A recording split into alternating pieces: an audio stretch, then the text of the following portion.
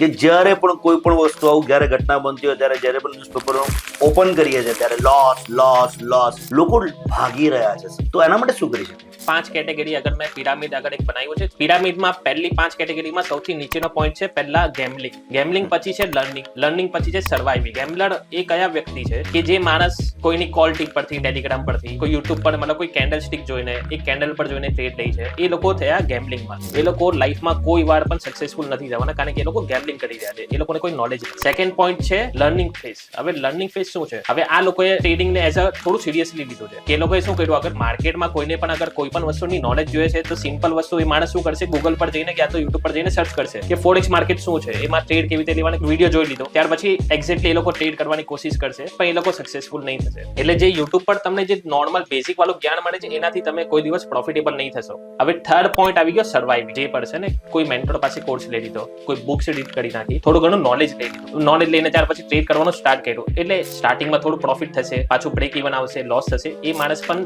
લાઈફમાં પ્રોફિટેબલ નથી બનવાનો. આ જે 3 કેટેગરી મેં તમને કીધી, અગર તમે એ 3 માંથી કોઈ પણ એક સ્ટેપમાં છો તો તમે પ્રોફિટેબલ નથી બનવાના.